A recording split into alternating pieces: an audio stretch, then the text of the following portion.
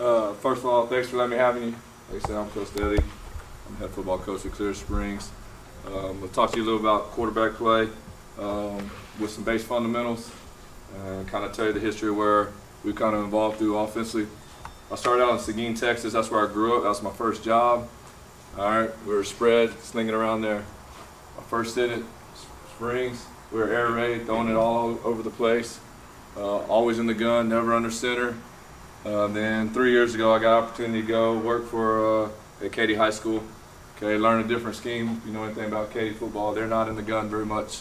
Okay, it's a pro-style offense. So I got to go over there and learn a lot about. I never played in the eye, never coached in the eye, so I learned a lot of the little things about coaching an eye quarterback. Coming back to Springs, what we've kind of done is marriage the two. Okay, we take the Katy run game with the passing game that we use in the day and marriage the two things. So I'm going to talk to you a little bit about how we develop quarterbacks, because in our system you got to be able to play underneath center and you got to be able to play in the gun. And a lot of kids, when they get to me, all they've ever done is play in the gun. They don't know how to play under center, how to take a snap. So we talk about that. A lot of times we have to train ninth graders to do that because they've never done it before because they've been in the gun their whole life. What we try to do a lot of it is carry over as much stuff we teach under center to the same in the gun. So like when a kid does a three-step drop under center, the same way we teach under center, that's the same thing he does in the gun. Okay, so we try to have as much carryover in the run game and in the passing game so the kid's not learning two different things. All right, because we try to be as multiple as we can on offense.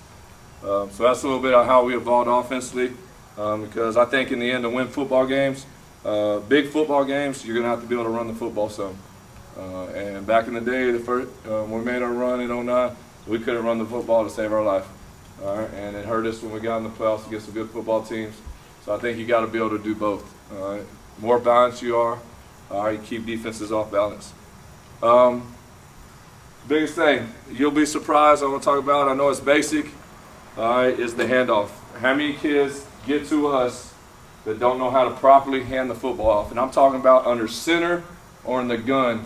The kids are very sloppy with the football, okay? And so one thing we talk about from under center in the gun, the first thing we talk about, if you're taking a snap from under center or if you're taking a snap in the gun, the first thing we call it seat the football. When you catch the snap from under center or in the gun, you want to seat the football. You want to carry this thing close to your heart. That's the term I use all the time, okay? A lot of kids under center, when they come out, they want to take the snap and they want to sling the football around like this, all like this, and it gets hit out by guards when you start pulling people. Same thing in the gun, okay? When you got backs crossing in the gun, if you're in two-back gun and you're running cross zone or something, and they sling it out like this, the back coming across this way wants to hit it. So that's a big coaching point when you have talking to your quarterbacks. It doesn't matter if they're in the gun or under center. Every time they get a snap, it's called seat the ball. You want to get it close to your heart, right here, with two hands on the football. Okay. Another way we show them is I have them hold this when they do their freshman camp coming in. And I say hold the ball right here, and I walk about and hit them, try to hit it, and show them how much strength they have here. When you naturally hold the football down here, okay, you don't have as much strength holding the ball if it gets hit by a defender down there. Okay, so that's a base little thing that we talk about. All right, but it's a big deal when it gets to us because it could cost you, when a 260-pound guard's pulling, you're out here, you can't hold on the football when he hits it. But when you're up here, you have a better chance of holding on to the football. Okay?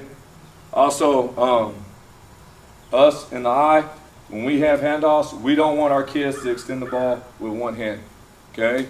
You hold it by your heart from two hands, and you extend the ball with two hands. Okay, same thing in the gun. All right, when you're riding. All right, we're going to extend with two hands, and then we're going to work the hand footwork. We do this every year. All right, in the beginning of fall camp. Okay, and in spring football, we call it be a magician with your hands. Okay, you got to be able to extend. Okay, give the ball, pull this hand here so the defense can't see it. Or it's got to look the same on play action, extend. Okay, now pull the ball back to your belly. All right, and we just sit there and we keep doing that over and over. You don't know how many kids have trouble with that. Okay, same thing when we're riding. Here, if you're in the gun, you're gonna extend with two hands, and you gotta ride to the front knee. All right, we work all those little things of just properly handing the football off to a kid. Kick it, put it in his belly. Okay, he'll run his belly through it. All right, you're not trying to slam it in there. All right, so that's the basics part of the handoff. Okay, this next stuff, I'm going to go through all these because I have video of these guys. If you have any questions on this footwork and while we do it, please ask questions as we go. But I'll talk about this footwork, all right, under center and in the gun. That way if you're playing in both. All right, these two guys, these are our two guys right now in the spring. And I'll talk to you about different ones because one of them does some things better than another. Like that's one thing, no two quarterbacks are exactly alike. Okay, this is what we call the play belly. Okay, it's our zone ISO. We reverse out underneath center. So I teach this footwork on any footwork. If you're under center and you're reversing out. Okay, if we're reversing out to the right, all right, we're always going to take what we call a cheat step. Okay, with our right foot if we're reversing out to the right. And that should be a little 6-inch, 45 degree step right here. All right, this kid right here, he likes to step too flat sometimes. I would like for him to get more depth on that first step. Okay, that helps us get around, but if you notice right there, see how the football is all the way up to his chest. Okay, so that way, if fullbacks are coming this way, guards are pulling, whatever, it can't hit the ball out of his hands. Okay, extends, he extends with two, pulls one hand back. Okay, we'll pretend like the running back's there, and then we'll set up. Tell me if I'm going too fast. I'm going to try because there's a bunch of clips. Say Garrett. Sorry.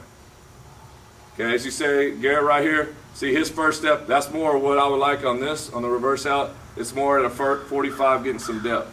Okay, that helps him get away from the center. Okay, when that backside guard is trying to overtake the nose, okay, it helps get his feet out of the way so that guy can't step on his feet. But both of them will do a good job of seeing the football. Okay, we work hard on that in the off season. He turns the back, see right there, it's hard to see the defense, see the football.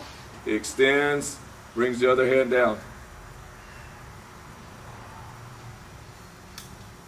Okay, this is the other way, so I'm going to cut off. Come on. All right, so this is reversing out to the left, so now his left foot moves. Okay, cheat step, seat the ball, get the ball deep as you can, extend. Okay, then we turn the set up. Okay, and that's on all reverse out plays. Okay, so you can reverse out on a lot of different blocking schemes. It's up to you. That's our zone ISO. Okay, that's what we call our two back inside zone underneath. And that's the reason is because one thing we do, we read the zone from under center in the gun. Okay, all right, we zone read from under center. All right, well, I didn't know if I could do that. In 2014, Coach Joseph asked if we could do it. I said, I don't know, I've never done it before. We worked it. And we finally decided to run it in round 4 against Alvin Manville, of all people. But it got us 3 big first downs. And from that day on, at Katy High School and now here at Springs, we read stuff from under center just like you're in the gun. Okay, so it can be done. I can talk to you about the details of that if you want to do that. I think that's kind of advanced for young ages. We don't read it on the freshman level. We wait till they get a little bit older. All right, because it's a little bit harder to do than the gun. Okay, now this is a front out, any front out play, what we call wham, which is the power play, you know, guard kick out. Okay, but you can run this on ISO too if you're not going to read the backside or any kind of front out play. All right, they're going to cheat with their left foot right here.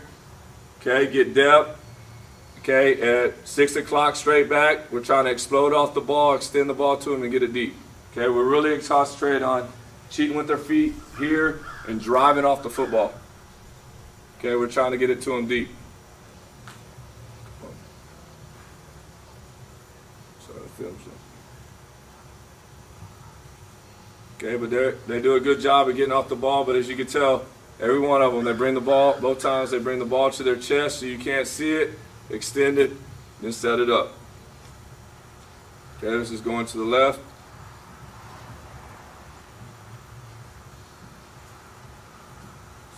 Footwork, we want our footwork at quarterbacks to look as much as we can the same.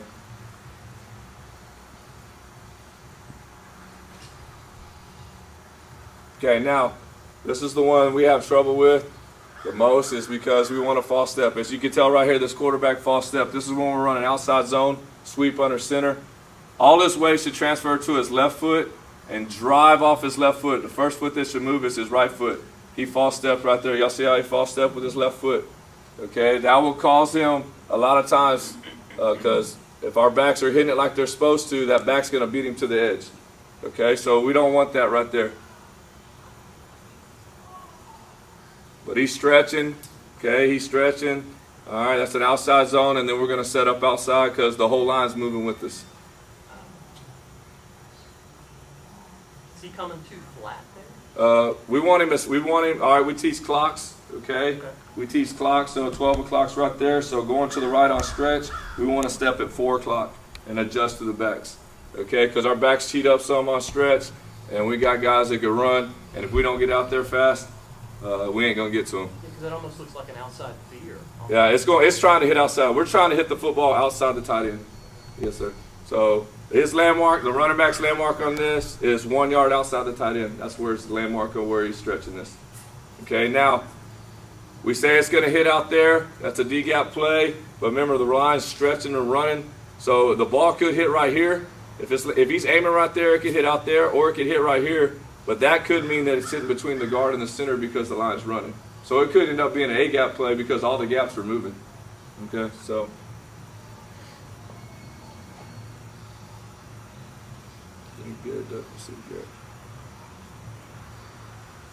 See, Garrett doesn't false step as much. This is the one we struggle with the most as a kid because they want to false step.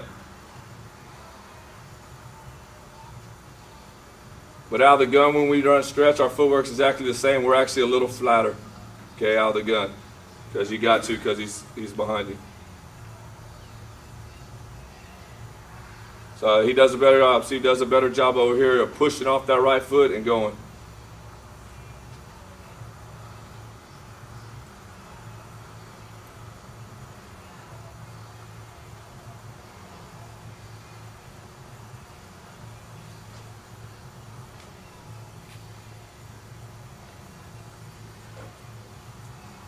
Okay, now this is trade. We call it trade. Okay, a lot of people call it counter. All right, so we're running the ball to the right. This is GT, guard fullback, guard tight end, however you want to do it. Guard to two pullers. Okay, his first step, he needs to be a little bit deeper right here. Okay, because that first step when we're running these GT plays is to help that pulling guard pull, so he doesn't hit him. Okay, so he needs to get a little depth. Okay, so he's coming out showing the ball like we're running because the backs are coming this way. All right, like we're running the ball this way and then come back the other way. So that's butt to the hole.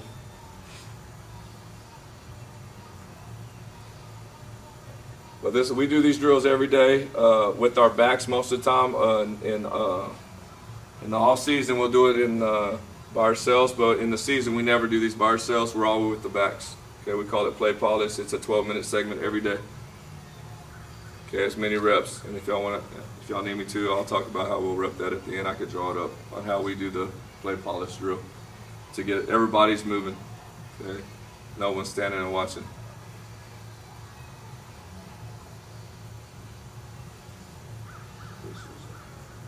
Okay. Sorry.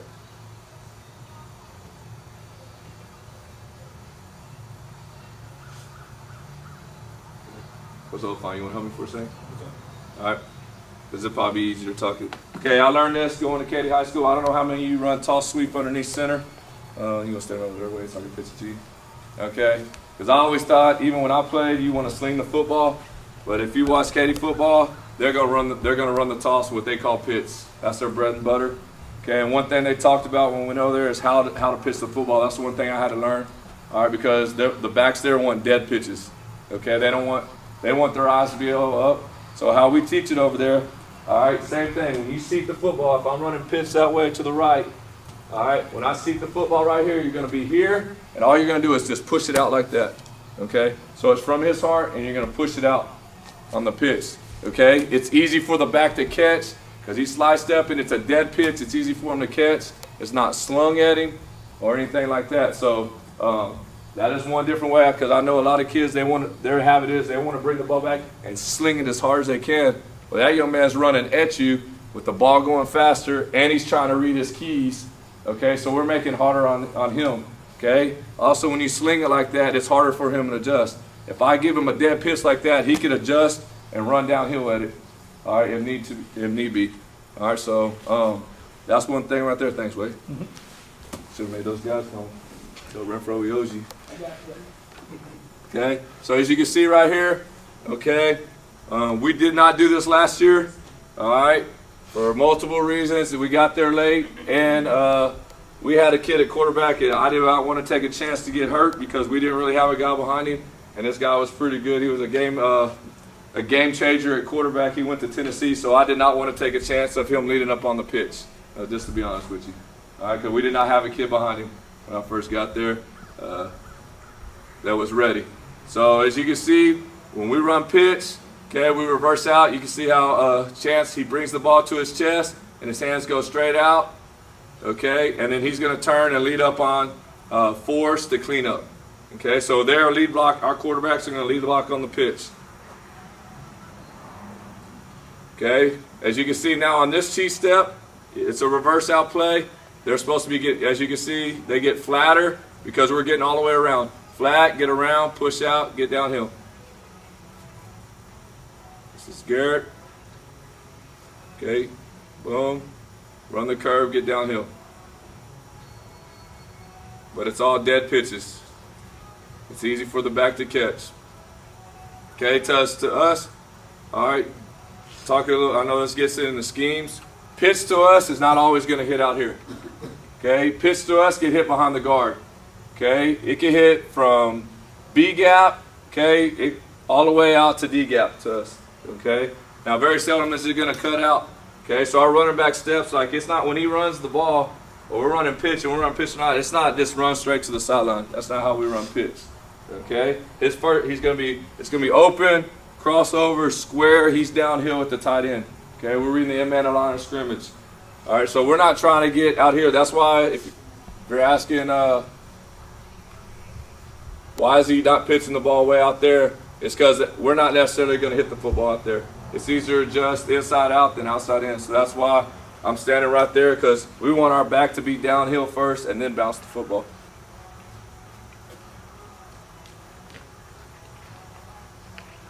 Okay, now that's all the boring run game stuff from underneath center, which probably none of y'all ever do, right? Okay, we're the only school around that really gets under center. All right, now gun runs. Okay, we're in the pistol when we're in the gun.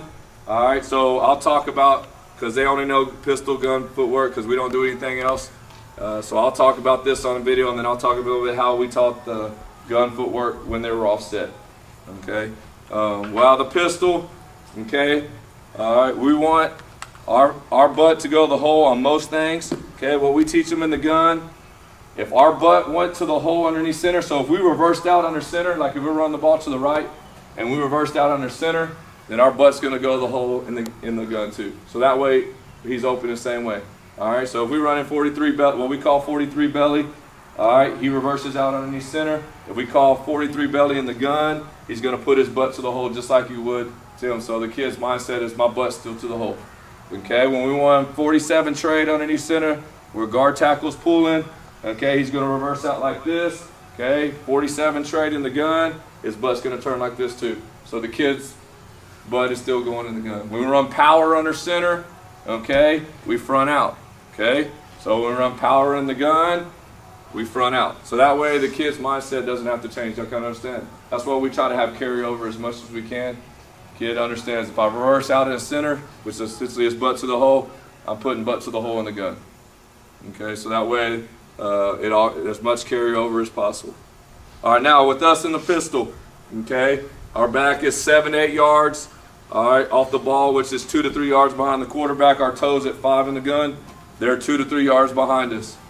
All right, and I want their landmark under in the gun for our backs to be the same as under center. Okay, under center, we're aiming at outside foot of the guard.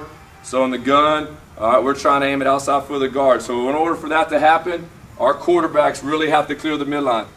Okay, so his right foot should go all the way here to that next hash. That's why we do it on the hashes right here. All right, to really clear, all right, as you can see. So all this weight should be on the left foot as the ball's coming. If we're putting our butt to the hole to the right. Okay, so that way that back can run right here, run his belly through the ball, okay, to square. Okay, so our teaching points really on this when we're in the gun. Come on, reverse. Okay, if we're putting butt to the hole to the right, all our weight should be on our left foot right here. Push off the left foot, get width with the right foot, square up, reach the ball all the way back. You're riding from back knee to front knee. Okay? Most of the time we're reading something over here.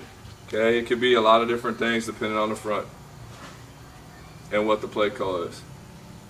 Okay, so back knee, front knee, then downhill. Okay, see, this is good by Garrett. He's really hopping. He's really exploding off the line. I'd rather him get too far off the line than not enough. Okay, on this. So that way our back could get downhill, because we still want to be a downhill football running team even when we're in the gun. I wish he would have reached back a little bit more on that one.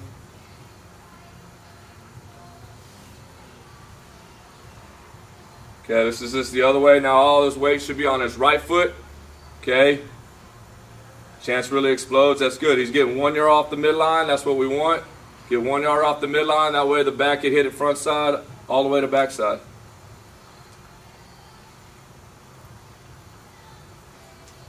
Okay. The main reason we went to pistol when I was at Springs the last time, we all said, is just to keep the downhill running action from the backs. The back's footwork don't change from gun or underneath. That's another thing. I didn't want to change footwork for our running backs either. I want as much carryover as possible so the kids aren't having to learn two things. Okay, now, okay, a lot of you offset guys. Okay, if the back's offset, how I used to teach it, if this is the back, okay, it doesn't matter which way you're running the football. Because to me, if they're offset, you can run the football over here or you can run the football over here. You can run same size stuff and you can read it. Okay, I don't believe you always have to run across the formation when you're offset. Okay, what I taught our quarterbacks when we used to do this, the running back side foot is the foot that's always going to move first. Okay, so if he's on your left foot's going to move first. It doesn't matter which way we're running the football. Okay, so all we're going to do is this pit is going to pivot at a 45, and you're going to reach and ride here. If I'm reading over there, if we're running the ball over here, you're reading more likely on this back on the left side. So if he's on our left, I'm just going to pivot, reach, ride here. Okay, and then you're going to replace your read. Okay, if we're running the ball over there and reading this side, your footwork don't change. It's just your eyes change. Okay, you're here, now your eyes are here. If the end runs the hill line, now you just cross over and go.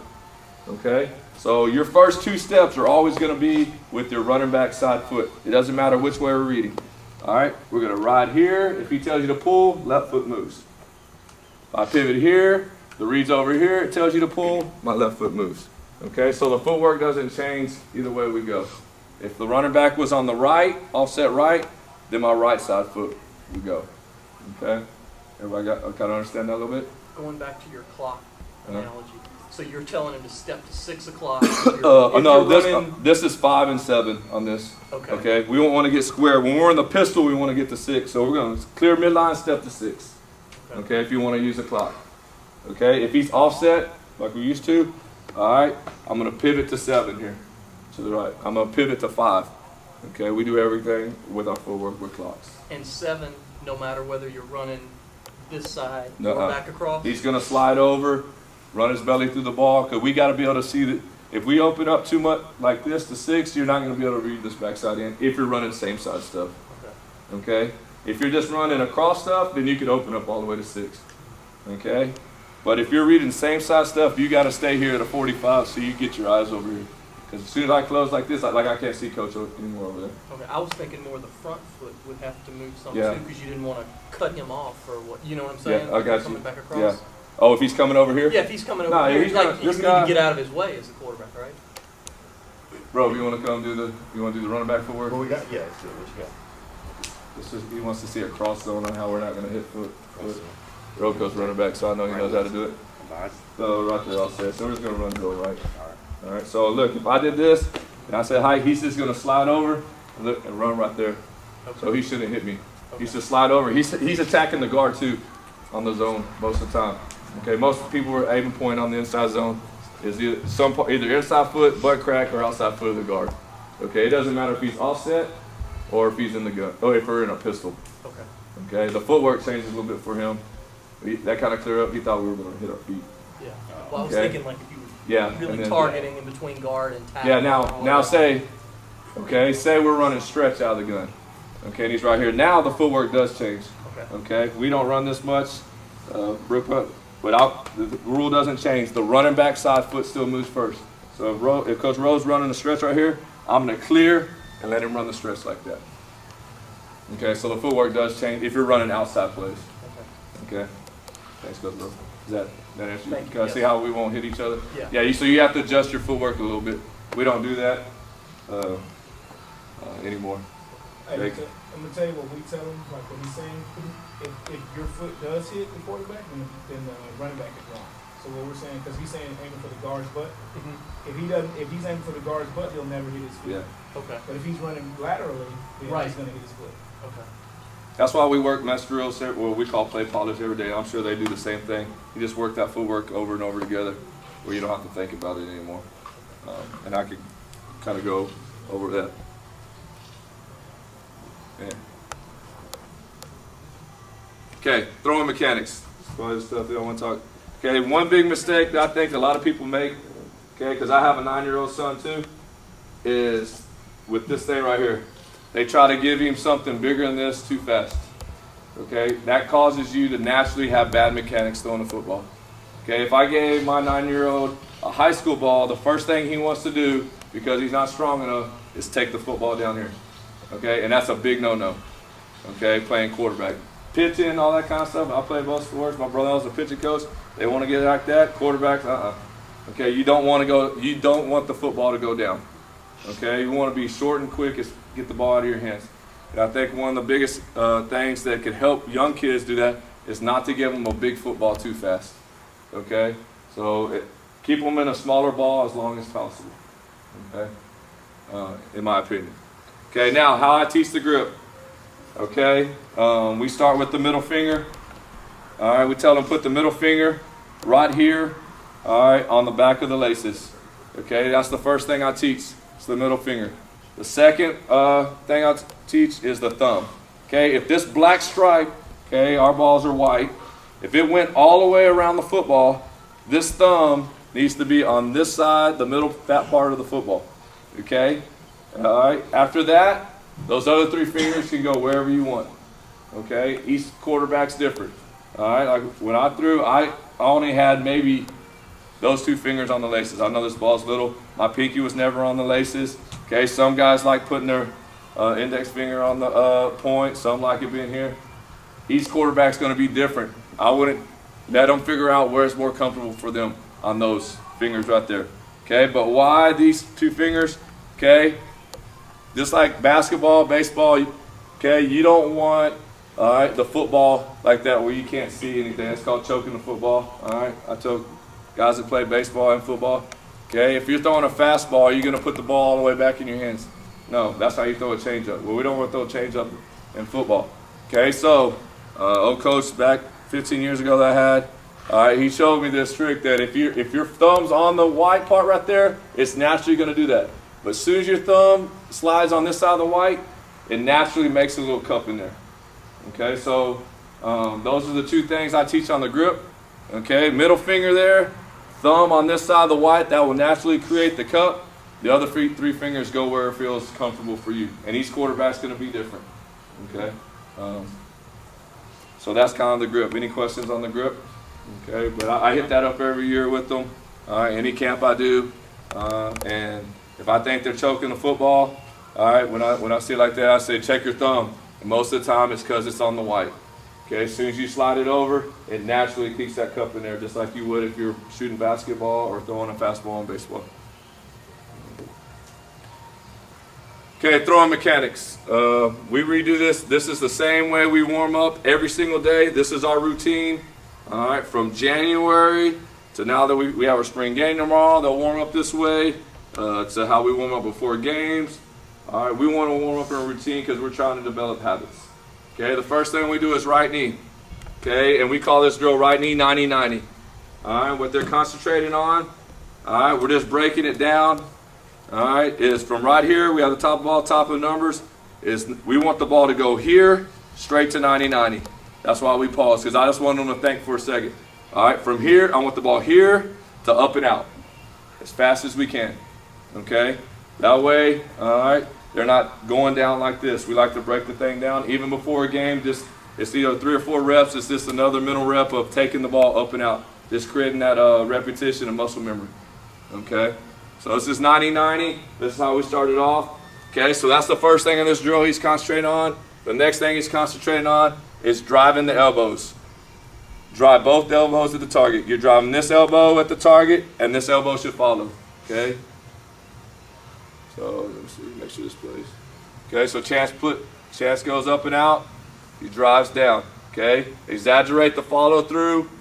His partner should see the little backside of his shoulder right there. Okay? Come on, play. Okay? Push it up and out. He pushes up and out, 90-90, ball's away from him. Okay, he should lead with the elbow right here. Lead with the elbow, pull down with the back elbow. Okay, and this is how we warm up every day. So we're on the sideline in numbers, all right, which is 7 yards away from the sideline to the bottom of the numbers. Okay, we don't usually go much further than that. We do that 3 to 5 times. It's just to get loose. Okay, next thing we go to is both knees. All right, both knees, same thing. Both knees 90-90. Okay, now when they're doing it, they're driving the elbows, all right, and they're falling on their stomach. Okay, why they fall on their stomach? If they're pulling straight ahead, they're leading with their elbow and pulling straight ahead, they should almost land straight on the line. Okay, if they land like this, I want them to land like this as much as they can. If they land like this across the line, that means they pulled across their body like that, and we don't want that. We don't want our elbows going this way. We want our elbows going at the target. Okay? So that's why we get on a line when we do this. So that way when they fall forward, they can see they're right here on a line, not pulling across. Okay? And this is just another way, even if a coach is not there, they should be able to coach themselves by the way they fall. Okay? If they're having trouble with their mechanics.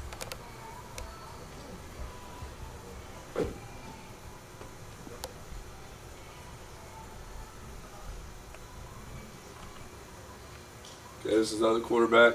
He's a freshman. Okay, see how they're both, he's pulling everything, straight line, long levers right at the target. Okay, then we stand up. Okay, now we're working on transferring our weight. A lot of people think kids have great arms, okay, but really they should say they have great hips because you throw the football, you get all your power in your hips. Okay, so what we call this is weight back drill. Okay, so if he's a right-handed quarterback, his right foot, right heel is going to go on the white side of that line. His left foot's going to step open and point his toe at his target. We're working after we already taken a step. Okay? So it should be on the left side of the white line. And weight back, we're start because at the end of your drop, no matter play action, 3-step, 5-step, most of your weight's going to be on your back foot. Okay? And you're going to have to drive off that back foot, all right, towards your target. Okay? So we're just working this part of it where right here, he's just working on driving the back hip, okay, turning the back heel to the sky. Trying to get the ball. We're working on hip explosion right here.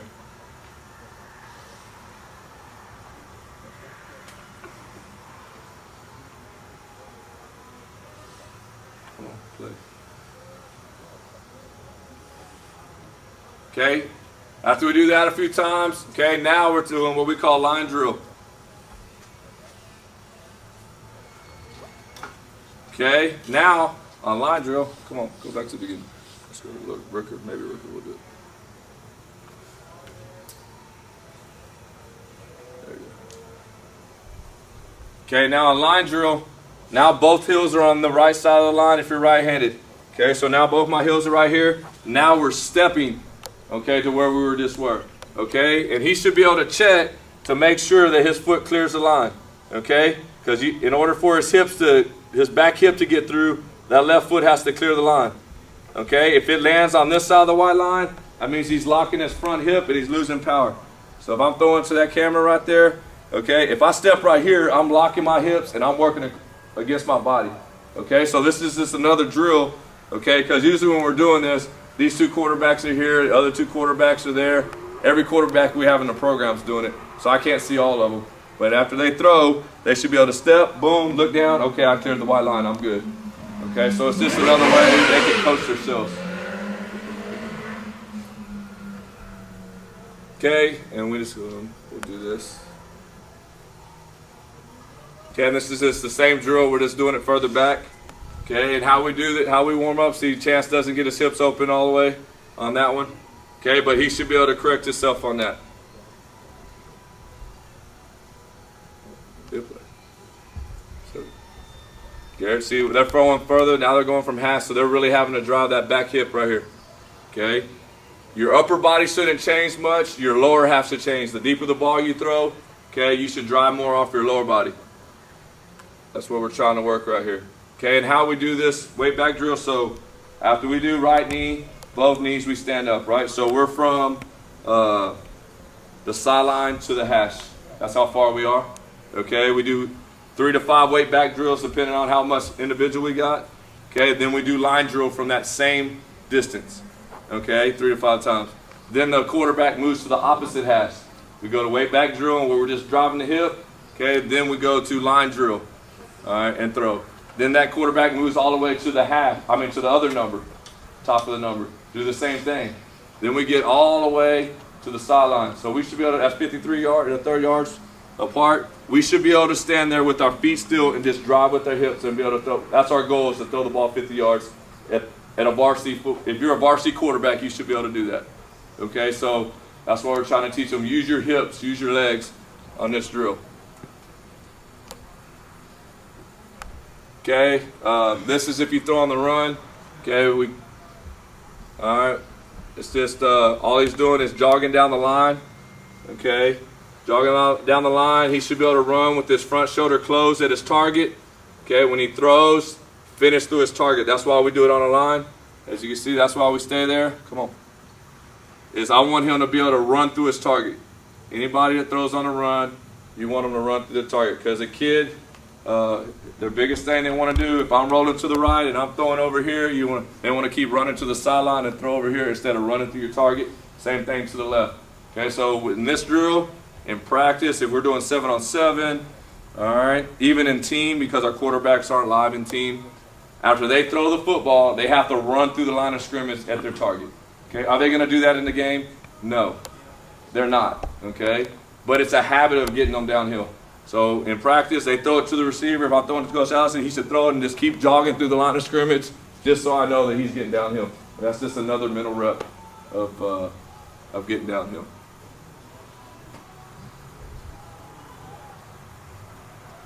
Four minutes, right, Coach? Jesse, 4 minutes. That's it. Yeah. I didn't get to all the drop stuff, but I'll wait in with Coach Allison after it if y'all want to talk about drop footwork from under different things. But I want to get to this last slide. One thing I learned, I'm going to pass this on as many people because I was fortunate enough to work for a great old man. It's a Hall of Fame coach, and the biggest thing he taught me in the time I was at Katy is it's not all about X's and O's. Okay, it's about building young men that's going to play for each other. And these are the 3 core values that I stole from Katy that we try to transfer over and get our kids to buy in. And just like in any relationship, you can't do anything unless trust is built. Trust between the coaches, trust between the players, all right? Players to the coaches, players to the players. Trust in your community, trust in your parents. That's the one we really got to fight. You got to get your parents on board, that everybody is doing this for something bigger than themselves. That's the biggest thing we try to sell.